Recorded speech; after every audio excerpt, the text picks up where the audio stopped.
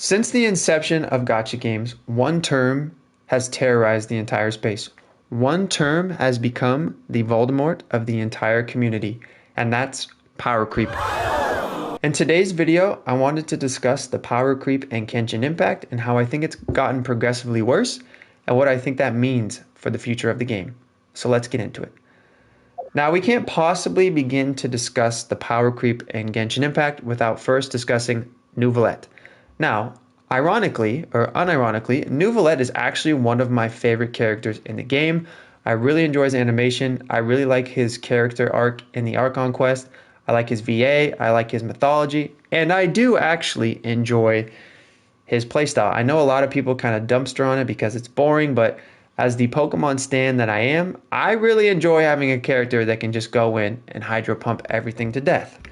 With all that being said, the fact that my Neuvillette, granted he is at R1, but he is C0, the fact that my Neuvillette, who was just introduced into the game, 3 years into the game's life cycle, can compete with my R1 C3 Raiden Shogun in DPS is insane. Now, I'm not here to pitchfork Hoyoverse. I'm really not. I understand why power creep exists. Hoyoverse wants to maximize and continue to maximize all the revenue that comes from Genshin Impact. This game is approaching its 4-year anniversary, but it is still Hoyoverse's cash cow. I know HSR continues to do very well. It's a very good game in its own right. And I know they don't give Genshin the love that they give HSR, but Genshin Impact is still the more popular game. It is still the cash cow. So, how is Hoyoverse going to continue to maximize revenue from this 4-year-old game? They're going to release new dope characters that look awesome, that have cool animations, that have unique gimmicks. They might be a husbando, they might be a waifu, and they're going to significantly, more than likely, be better or do things better than past characters, aka power creep. Now, we've discussed Neuvillette, arguably the most power crept character, or the character that power crept the most. Let's talk about another character. Look no further than the actual newest character released. Now, I really like Chiori. I didn't summon for her, but I do think she is actually a pretty decent character. I really like her design. I think her animations look cool. But you can't tell me this character is not just Albedo 2.0. Now, you might be wondering, well, Sam, Albedo was released so long ago. Do we really care that he's getting power crept? Well, yes and no. I mean, the fact that they released a new character that basically does what an old character does, but better, is definitely terrifying. What goes to show that they don't do that for like new and future characters, right? So I think that's the scariest thing with power creep, is that they can literally do it for any character, and there's no telling when they're going to do it. Albedo, yes, is an old character, and he internally has a lot of flaws in his kit. He can't use his flower against the Oceanid, and if you're using him in the Abyss and a boss steps on his flower with his pinky toe, the flower is going to explode and Albedo loses all his value. So the fact that they made a new character in Chiori that is in turn better is good. But if you have Albedo and you're like, oh geez, Chiori comes out and she's a better Albedo, well, that kind of sucks. Now my Albedo's obsolete. He's no longer the best sub DPS in a Geo comp. And if you have Albedo and you get Chiori, you're never going to use Albedo again. So in that instance, power creep does suck. Now, I mentioned that power creep is a little terrifying because you never know when your favorite character or a character that you utilize heavily or really like is going to become obsolete.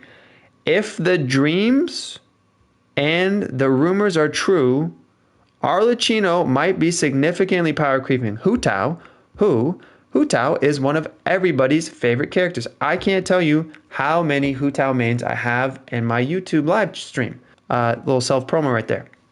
Now, if Hu Tao is my favorite character, I'm a Hu Tao main, and a new character gets released that significantly outshines my favorite character, that's going to hurt. I don't care how you think about it.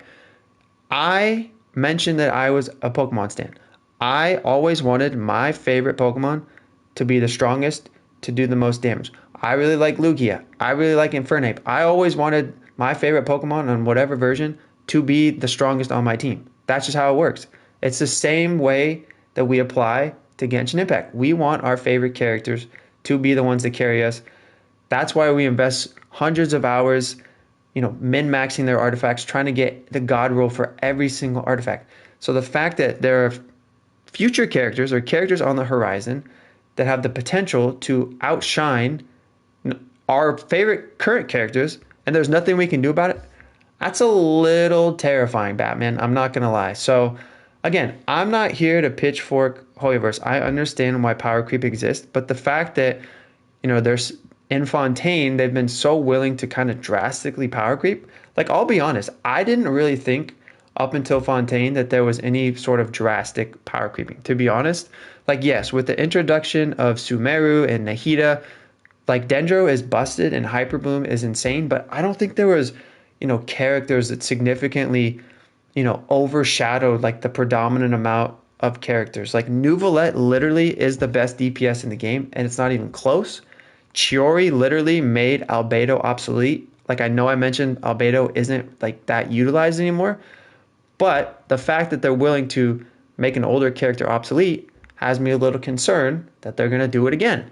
And I mentioned that Arlecchino might be doing that to Hu Tao.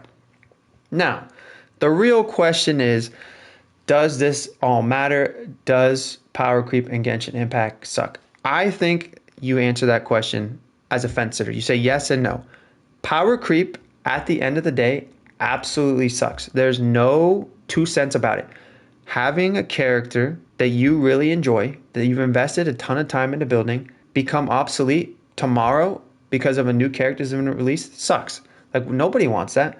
And I understand that, you don't have to summon for every character, but like I mentioned, we want our favorite characters to be strong. And if a new character comes out that makes our previous cast of characters look dog water, that's not a fun feeling. With that being said, Genshin Impact is a single player game. Yes, you can co-op and experience a game with your friends, and that's fun. But at the heart, it is a single player game. There's no leaderboard. There's no external competition. This game is meant to be enjoyed on your own. So if you're somebody that really enjoys getting every character, that's how you want to play the game, by all means, can you continue to do so. Just, spend wisely.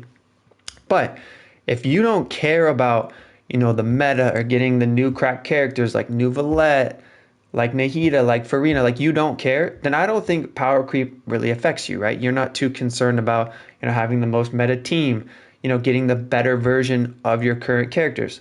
So I do think, I think by and large, power creep sucks. But I do think there's instances specifically in Genshin Impact where, it might not bother you. Maybe you don't care about, 36 starring the base. I have plenty of gamers. I know gamers that, they just want to get the characters they want, bop around with them in the event and have a good time. They don't even care about the Abyss. So I understand that for those gamers, power creep doesn't matter. But I did just want to have a conversation about power creep and Genshin. I do think it's gotten, maybe not overtly egregiously worse, but I do think it's been a little bit more noticeable as of recently. So I just wanted to have, a little chit chat about it. But that's pretty much it, gamers. I just wanted to give my 2 cents on power creep, as I do think it's become a little bit more prevalent in Genshin. But comment down below. What do you think? Do you think it's become worse? Do you think power creep has definitely become worse in Genshin? Do you care? Is it something that you think about? Is it something that you're worried about? I'm always curious to get y'all's opinions. But as always, I appreciate every single one of you, and I'll catch you guys in the next one. Peace.